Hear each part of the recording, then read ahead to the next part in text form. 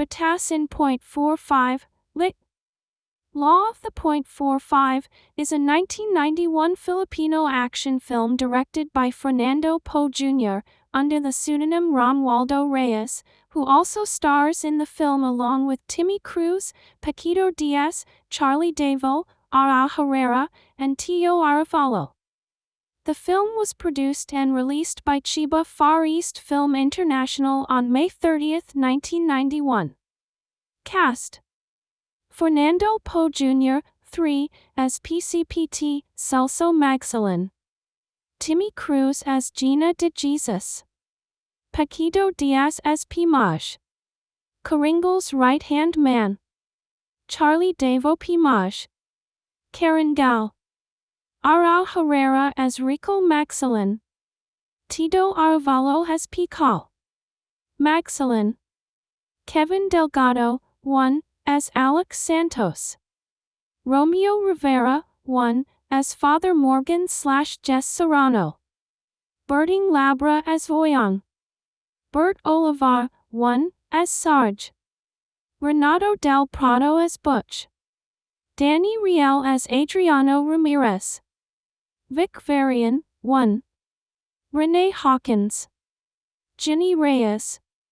Bibeng Amora. Ernie David. Eddie Tuazon. Production: Batasing .45 was produced by Chiba Far East Film International, founded by the film's executive producer Jamie M. Garcia, a former stuntman, for Timmy Cruz, who was under a contract with Viva Films at the time, was allowed by its top executive Vic Del Rosario to be cast in the lead female role. She also starred in films produced by Viva Films, which she was under a contract with, including Chumander Bawan, Calaban ng Nga Aswan, 1988, Kung Kasalanan Nan, 1989, Pengarap na Jintal, 1990, Di Na Nitrudo, 1993, and The Sarah Balabagan Story, 1997. She played as the leading lady of Joey de Leon in Shemin, Mistress of the Universe, Eddie Garcia in Alfredo Lim, Batasing Manila, and Fernando Poe Jr. in Batasing .45. She appeared in the GMA Network television series Villa Quintana, 1995, Halik Ese Apawi, 1998, and Sinner or Said, 2011. She appeared also in ABS-CBN TV series Lobo, 2008, Love is Only in the Movies, 2010, and Capitan Ingo, 2011. Cruz has turned into a gospel singer under praise music. Cruz was awarded the 2009 Father Neri Sadder Environmental Heroism Award. In her comeback, she released Christmas music, All I Want Is You, airing on streaming media under her new talent agent, Artists Circle, founded on 2012 by Rance David. 1. After a 9-year hiatus from her last project in GMA Network's drama series Once Again, Cruz stars in the crime drama series, Widow's War, and portrays the role of Mercy Castillo. This is Cruz's comeback project. Personal life. Her father is attorney Angel Cruz and mother is Lord Lanta, businesswoman and civic leader. She finished her degree in business administration at University of the Philippines and degrees in banking and finance at the University of San Francisco in California, USA. In 2016, at her Tagaytay house, she discovered a peppercorn-sized mass, and after biopsy she had a breast implant following a one-breast mastectomy. The first Chinese-language martial arts films can be traced to Shanghai cinema of the late 1920s. These films were popular during the period, which comprised almost 60% of the total Chinese films. Manfeng Yip stated that these films were rather tame by contemporary standards. 13. He wrote that they lacked the kind of dazzling action choreography as expected today and had crude and rudimentary special effects. 13. These films came under increasing attack by both government officials and cultural elites for their allegedly superstitious and anarchistic tendencies, leading them to be banned in 1932. It was not until the base of Chinese commercial filmmaking was relocated from Shanghai to Hong Kong in the late 1940s that martial arts cinema was revived. These films contained much of the characteristics of the previous era. During this period, over 100 films were based on the adventures of real-life Cantonese folk hero Wang Fei Hung, who first appeared in film in 1949. These films primarily circuited within Hong Kong and Cantonese-speaking areas with Chinese diaspora. 14. Yip continued that these Hong Kong films were still lagging behind in aesthetic and technical standards that films from the United States, Europe, and Japan had during this period. 15. Yip described Japanese cinema as the most advanced in Asia at the time. This was showcased by the international breakthrough of Akira Kurosawa's films like Rashomon, 1950, Doc. 15. The film genre known as the chambro was at its height in Japan. The style was a subgenre to the jidegeki, or period drama with an emphasis on sword fighting and action. 16. It had a similar level of popularity to that of the Western in the United States. The most internationally known films of this era were the films Kurosawa with Seven Samurai, 1954, The Hidden Fortress, 1958, and Yojimbo, 1961. 17. By at least the 1950s, Japanese films were looked upon as a model to be emulated by Hong Kong film production, and Hong Kong film companies began actively enlisting professionals from Japan, such as cinematographer Tadashi Nishimoto, to contribute to color and widescreen cinematography. 15. New literary sources also developed in martial arts. Films of this period, with the Shinpai Wuxia Xiaoshua, or New School martial arts fiction, coming into prominence with the success of Yan Yushin's Longhu Do Jinhua, 1954, and Jin Yang Shujian and Chulu, 1956, which showed influence of the Shanghai martial arts films but also circulated from Hong Kong to Taiwan and Chinese communities overseas.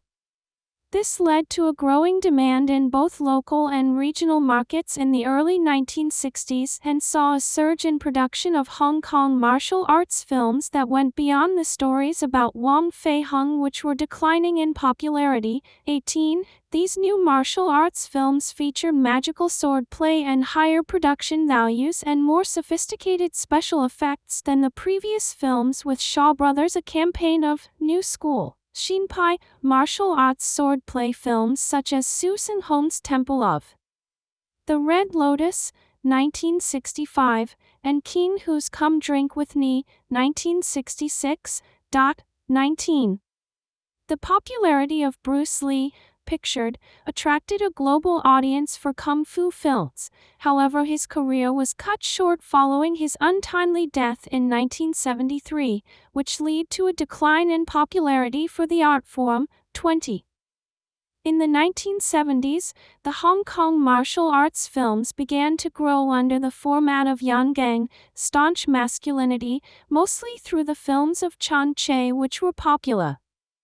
This transition led to the kung fu film subgenre at beginning of the decade and moved beyond the swordplay films with contemporary settings of late Qing or early Republican periods, and had more hand-to-hand combat over supernatural swordplay and special effects. 21. A new studio, Golden Harvest, quickly became one of independent filmmakers to grant creative freedom and pay, and attracted new directors and actors, including Bruce Lee. 22. The popularity of kung fu films and Bruce Lee led to attract a global audience of these films in the United States and Europe, but was cut short on Lee's death in 1973, leading the phase's popularity to decline. 20. Following a period of stagnation, Chan Che and Lau Kar-leung revitalized the genre with Shaolin Kung Fu films and Chor Yuan's series of Docker swordplay films based on the novels of Gu Lam. 20. kung fu comedies appeared featuring Jackie Chan as martial arts films flourished into the 1980s. Other films again modernized the form with gangster films of John Woo, A Better Tomorrow, 1986, The Killer, 1989, and the Wong Fei-hung saga returning in Tsui Hark's Once Upon a Time in China featuring Jet Li, which again revitalized the swordplay style films. 20. By the turn of the century, Hollywood action films would look towards Hong Kong cinema and bringing some of their major actors and directors over to apply their style to their films, such as Chan, Wu, Li, Michelle Yeoh, and Yuan Wu. Ping. 23. The release of Ang Lee's Crouching Tiger, Hidden Dragon, 2000, led to a global release status of Chinese-language martial arts films, most notably Zhang Yimou's Hero, 2002, and House of Flying Daggers, 2004, Stephen Chow's Kung Fu Hustle, 2004, and Shinkaiga's The Promise, 2005. 24. Most Hong Kong action films in the first quarter of the 21st century, such as those in Cold War, 2012, Cold War II, 2016, and the White Storm film series have their violence toned down, especially compared to the earlier work of directors like Wu and Johnny Tu. 25, Anton Chen, in his study on the Hong Kong action film, wrote that the influence of China and the amount of Chinese co-productions made with Hong Kong created a shift in these films, particularly following the release of Infernal Affairs, 2002. 26. Hollywood action films.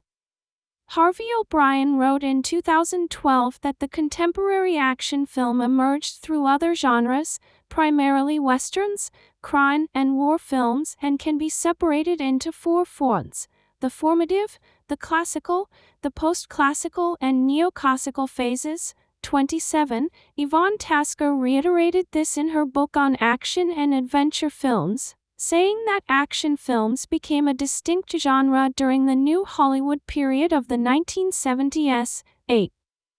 Steve McQueen in 1968, the year Bullitt was released. The formative films would be from the 1960s to the early 1980s, where the anti-hero appears in cinema, featuring characters who act and transcend the law and social conventions. This appears initially in films like Bullitt, 1968, where a tough police officer protects society by upholding the law against systematic corruption. This extended into films which O'Brien described as knee-jerk responses to perceived threats, with rogue cop and vigilante films such as Dirty Harry, 1971, and Death Wish, 1974, where the restoration of order is only possible by force and antisocial characters prepared to act when society does not. 27. The vigilantism reappears in other films that were exploitative of Southern society, such as Billy Jack, 1971, and White Lightning, 1973, and Good Old Boy comedies like Smokey and the Bandit, 1977. This era also emphasizes the car chase scenes as moments of spectacle in films like Bullitt and The French Connection, 1971. O'Brien described these films as emphasizing the fusion of man and machine, with the drivers and vehicles acting as one, concluding with what he described as the ultimate in apocalyptic modernity and social erasure in Mad Max 2, 1981. 28. O'Brien described the classical form of action cinema to be the 1980s. The decade continued the trends of formative period with heroes as Avengers, Lethal Weapon, 1987, Rogue Police Officers, Die Hard, 1988, and Mercenary Warriors, Commando, 1985. Following the continuity of the car and man hybrid of the previous decade, the 1980s featured weaponized men who were either also carrying weapons such as Sudden Impact, 1983, Trained to Be Weapons, American Ninja, 1985, or imbued with technology, RoboCop, 1987. 28. O'Brien noted that the formative trends at this point had become identifiably generic. As film industries began to reproduce these films during the decade, producers like Joel Silver and production companies like the Canon Group Incorporated began to formulate production of these films with both high and low budgets. 29. The action films of this era have roots in classical storytelling, specifically rooted from martial arts films and westerns, and are built around the three-act structure centered on survival, resistance, and revenge, with narratives where the physical body of the hero is tested, traumatized, and ultimately triumphant. 30. The third shift in action cinema, the post-classical, was defined by the predominance of Eastern cinema and its aesthetics, primarily the wirework of Hong Kong action cinema from the classical era, through the convention of the increasingly computer-generated effects. This saw the decline of overt masculinity in the action film, which corresponded with the end of the Cold War in 1991, while the rise of self-referential and parodies of this era grew in films like Last Action Hero, 1993. O'Brien described this era as being soft, where the hard bodies of the classical era were replaced with computer-generated imagery such as that of Terminator 2, Judgment Day, 1991. 31. This was displayed and corresponded with millennial angst and apocalypticism showcased in films like Independence Day, 1996, and Armageddon, 1998. 32. Action films of mass destruction began requiring more overtly superheroic characters, with further comic book adaptations being made with increased non-realistic settings, with films like The Matrix, 1999. 33. The fourth phase arrived following the September 11 attacks in 2001, which suggested an end to fantastical elements that defined the action hero and genre. 33. Following the release of Quentin Tarantino's Kill Bill, Volume 1, 2003, and Kill Bill, Volume 2, 2004. Revisited the tropes of 1970s action films, leading a renaissance of vengeance narratives in films like The Brave One, 2007, and Taken, 2008. O'Brien found that Tarantino's films were postmodern takes on the themes that rescinded irony to restore cinephile reactualization of the genre's conventions. 33. The genre went into full circle, resurrecting films from the classical period with Live Free or Die Hard, 2007, and Rambo, 2008, finding the characters navigating a contemporary world while also acknowledging their age, culminating into The Expendables, 2010, film. 33. The most commercially successful action films and franchise of the 21st century have been comic book adaptations, which commenced with the X-Men and is seen in other series such as Spider-Man and Iron Man series. 34. 35. Tasker wrote that despite the central characters in superhero cinema being extraordinary, occasionally even godlike, they often followed the traces of the central character becoming powerful, of which is fundamental to action films, often dealt with origin stories in superhero films. Veering away from the Sharon Cuneta-Gabby Concepcion tandem, Viva became home to quality dramatic films.